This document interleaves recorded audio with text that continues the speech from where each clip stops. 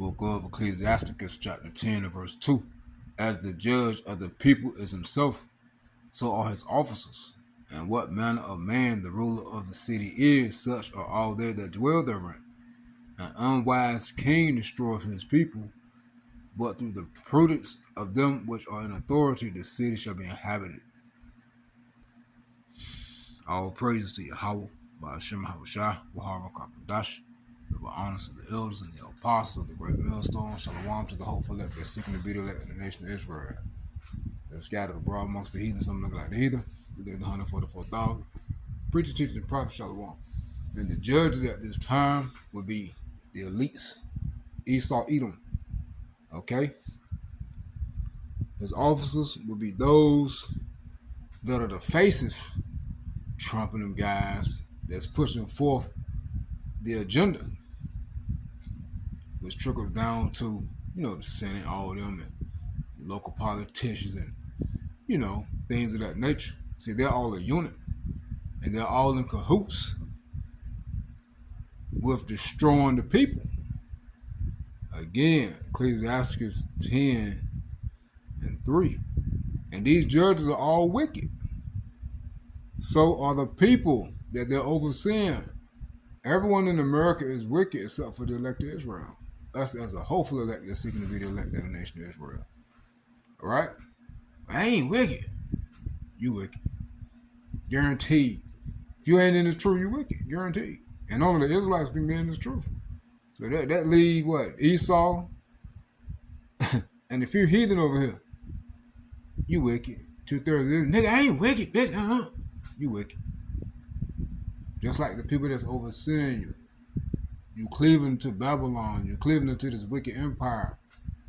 Though hand join the hand, the wicked shall not go unpunished. You want to save your oppressor. Ecclesiastes 10 and 2. As the judge of the people is himself, so are his officers, and what manner of man the ruler of the city is, such are all they that dwell therein. An unwise king destroyeth his people. Right? These Edomites are destroying the globe. And we focusing here on America. Alright? Remember, these Edomites, beginning with the elites, are moving forward with their agenda. Remember, you're going to own nothing and be happy. Hey, why you think they want everybody to move to electric vehicles, right? Hey, why you think in some states they got laws in place that ban gasoline engines, man? They said by what, 2027, 2028, something like that? They got to start making all electric vehicles, right? And we all know how important gas is. Puts us at the top, in our market, and it's one of the reasons that we are burning through our. Right. So it's all strategically planned out, man. They're gonna break. Hey, how about Shemal Shai got the spirit of Esau to break these people down, man? Everyone is going to be affected by it. We're going to be affected by it. But we're going to be comforted as we are comforted now, but we're going to be we're going to be more confident in these times. Because, Yahweh Shemal Shai said, his servant shall rejoice, but you shall be full of sorrow. His servant shall eat, but you shall be hungry. His servant shall drink, but you shall be thirsty. All right? Hey, that's in Isaiah, right? 65? And you get second Ezra, I believe the second chapter the second chapter, if I'm not mistaken. Yahweh Shemal Shai said, the heathen shall envy thee, but shall not be able to do nothing against thee. So the elect are going to be comforted during these times. Alright? I'm going to play this whole video. It says, they're hiding, this is redacted, Clayton and Natalie Morris. I'm going to put the link to this video in the description box so you can subscribe. I'm sorry. It says, this is 2 hours ago, they're hiding this. America may run out of emergency oil this month, and we hope so. You know the chaos and the damage that's going to cause. Shortages. Stores are shut down. Trucks are not going to operate. People not going to be able to go to and from work. Hey, that's going to hurt the grid. You know? So, hey, hey, the things oilers use, I'm going to play the video. It's all set up. Now, is it going to run out this month? We hope so, but we don't know. But we're going to see. But we know it's all a part of the plan. Trump knows this. All right? I'm going to let him play. I'm going to let him talk. Play the whole 19 minutes. And, hey, so be on the lookout. So, hey, anything can happen at any given time. This is the 250th year. You know, come Saturday, July 4th,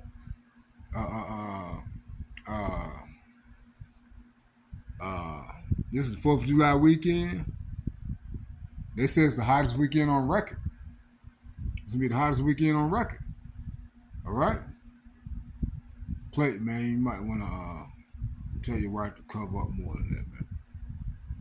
Trying to look out for you, man. You read the comments, man. Guys, I'm just saying, trying to look out for you, but man. Appreciate the reports. Let's play the video.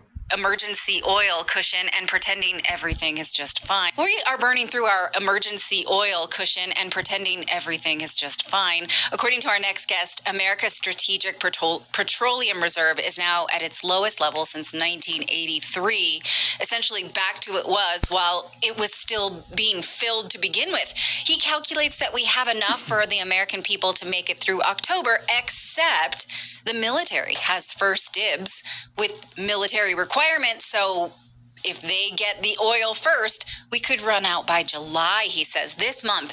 Meanwhile, oil prices have fallen. Markets are celebrating.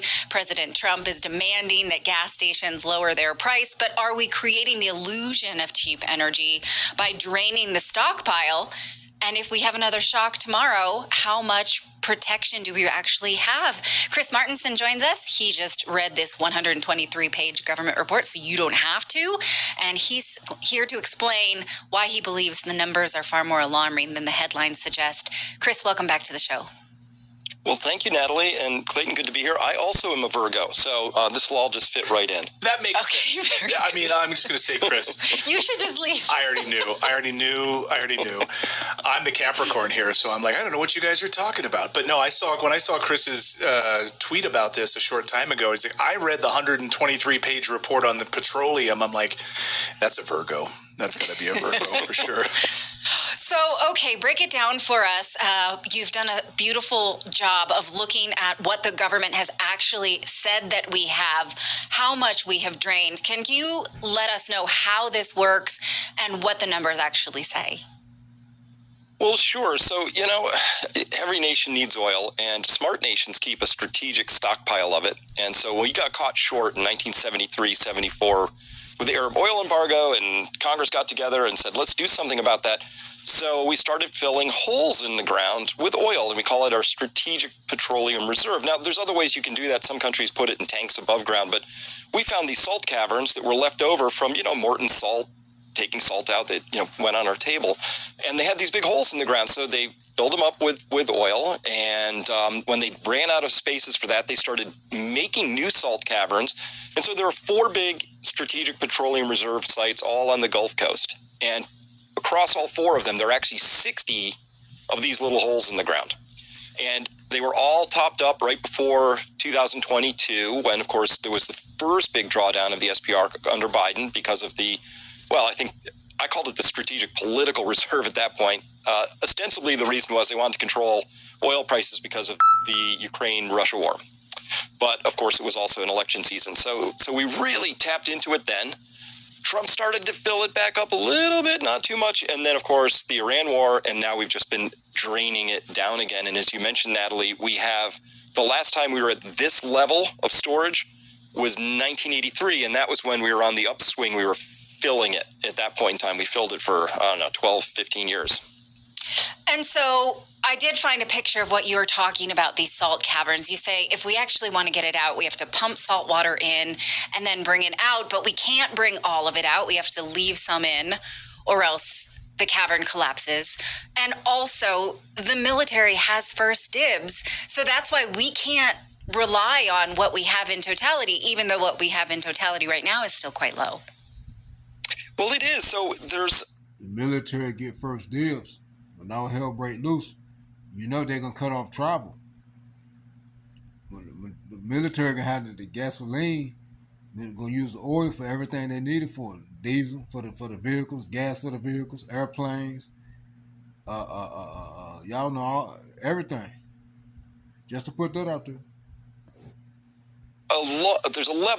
There's a statutory minimum, and there's some rules around all of this. Of course, Washington, everything's got a policy or a rule, but the rule says that unless it's like some declared emergency, which we're not in right now, you have to leave 243 million barrels in there, and you can't. That's the floor. You can't go below that unless the DoD comes in and signs off and says, okay, they have right of first refusal on that. So it's kind of unlikely to me that any clear-headed military person would say, sure, go ahead, just tap that all the way down. We're fine. If something happens with China, don't worry about it. We'll run our tanks on electricity or batteries or something. I don't think they would do that, but they always could. But if we draw that line at 243 million barrels, we've only got another 80 million barrels to go after last week's draw. So that gives us just a few weeks here at this current rate before it's completely gone. That's crazy. So the idea is then that, well, I mean, I don't want to be cynical, but is it the idea that President Trump can send out these tweets for the 4th of July holiday when everyone's going to notice this at the pump, this idea of this sort of artificial shrinkage on the price, and like, oh man, Trump got it down. We're fine now. We're fine. This Iran war, not a big deal, nothing to worry about here. But is this all an illusion? Peace and safety. Then come on sudden destruction. Well, it is an illusion. We're going to get wonky here just for a second. There's the price we see at the pump. And then there's all this intervening stuff in between, refiners, distributors, all this that goes on in between. And right now, a barrel of oil on the open futures market is, I think, about $68, right? It's cheaper than before the war, right? So, okay, so Trump can crow about that, but we're still seeing kind of high prices at the gas pump. Why is that? And the reason is that when a refiner buys that barrel of oil, they then take it into this very complex piece of machinery, we call it a refinery, and they crack it and they turn it into different products, right? So a barrel of oil can be turned into so many gallons of gasoline and so many gallons of diesel and so many gallons of jet fuel and so on. And so the spread between what they can sell those barrels for and what they had to buy the oil for is called the crack spread, because they're cracking it into different chunks.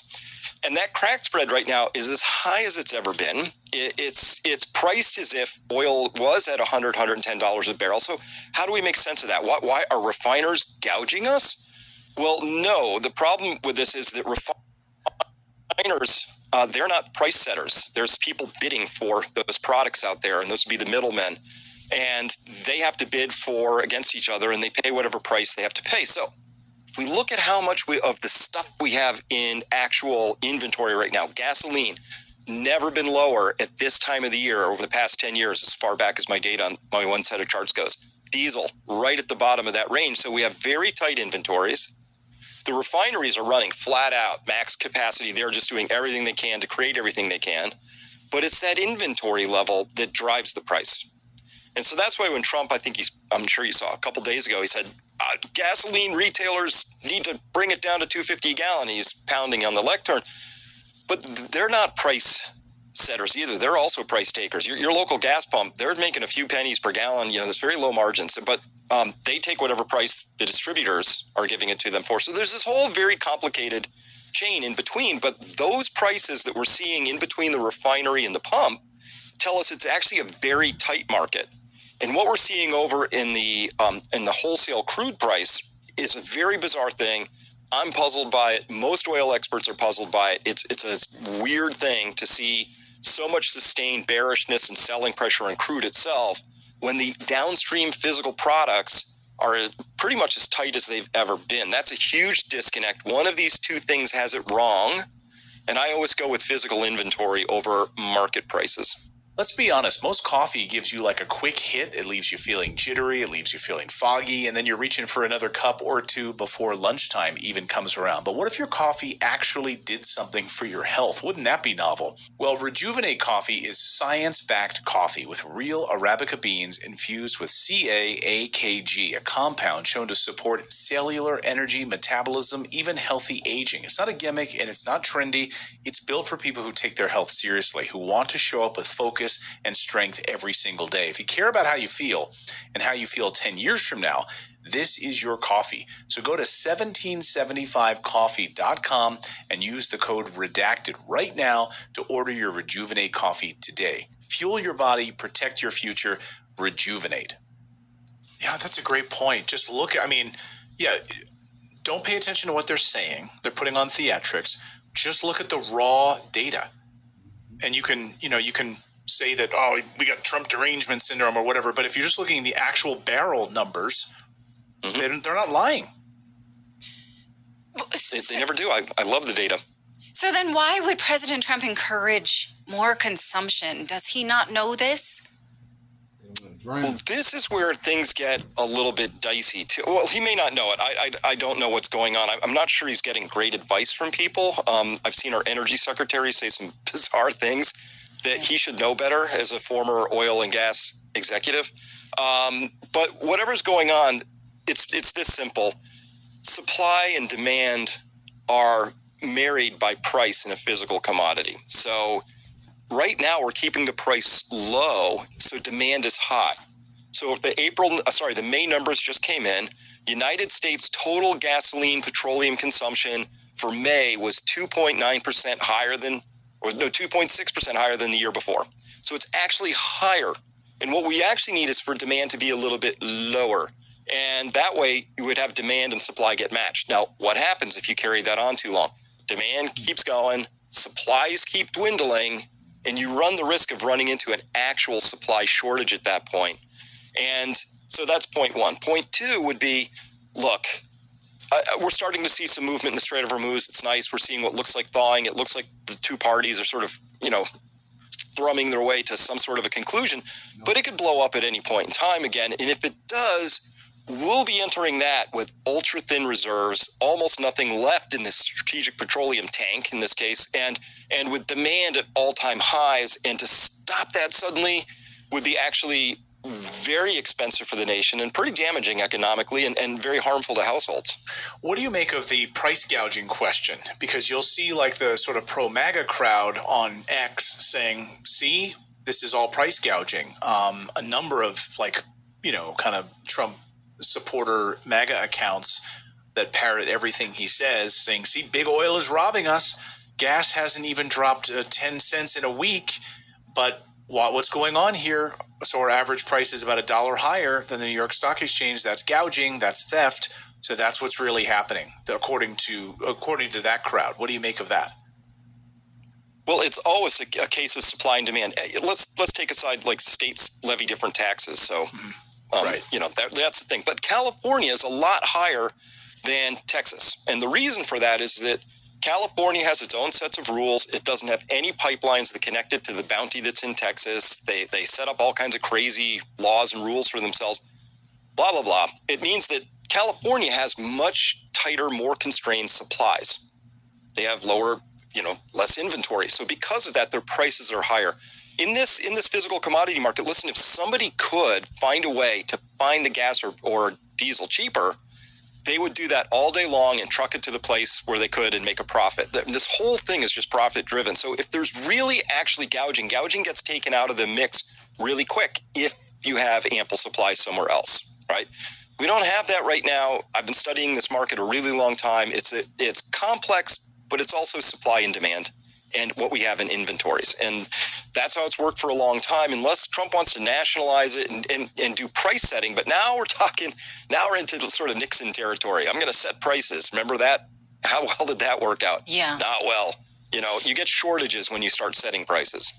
I'm so curious how we got here, because the president had to authorize tapping into this reserve, which means someone had to tell them how much was there, how long we could do this. Now, you said this may account for why there's such an urgency to open up the global market through the Strait of Hormuz because, the war, what it's done to all of us. But can you walk us through how that happens? The president has to tell someone to do it, and then it starts to be filtered into our economy. How? Well, this is an important detail. Thanks for the question, because in every time past prior to this one set of releases around the Iran war, what happened was they would announce an auction. Companies would show up. They would bid for barrels. Say if you're buying 1 million barrels, and just if it was $100, it's it's 100 million bucks you're going to spend. That money would go into the treasury, and that was that. Sale complete. We're all done. This time they did it differently. Now what they've done is they've authorized releases, and you have to put those barrels back at some point in the future with an 18% or a 20% bump on it. So let's use 20%. If we borrowed that million barrels now, we have to put 1.2 million barrels back at some point in the future. And the reason this is important is because while the SPR is providing extra cushion to keep prices down now, it's going to create extra demand in the future when those barrels have to be returned with that premium. And then the second point I want to make about that is that half of all the SPR barrels that have been released have gone overseas. So this is Trump using America's SPR to help keep prices a little bit cheaper in Europe. And last I checked, Europe doesn't even like us that much. I mean, that's the absurdity of it, right? We're sending, and Germany, which of course we now know, trying to go after the Nord Stream pipeline. Wait, he just made a point there. Can I just? I was commenting on his point as well, but you're a Virgo, so just go ahead. Okay, because he had said in his analysis that once you empty these salt caverns, you can't reuse them, even if you keep, right? Because it's salt, it degrades. So where is it going to go? You said we have made a deal with ourselves. We will replace it and then some with interest. Where? Well, now it gets interesting because there's two types of caverns. One's called an early strategic reserve, an ESR. The government loves acronyms, right? Those just happen to be the holes that were in the ground after the salt mining companies were done with them.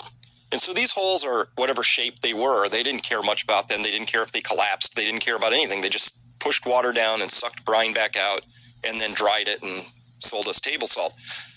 Because of that, these caverns are shaped like whatever they're shaped like, and they're called single cycle caverns, meaning once you draw them down, they collapse, can't use them again. So you would only use those in a super duper emergency, I would hope, because to your point, Natalie, once you draw them down, you can't fill them back up again. Now that's about 130 million barrels out of the total around 700 million barrels of the entirety of this thing. So if we draw those down, about 18% of our storage capacity is just gone.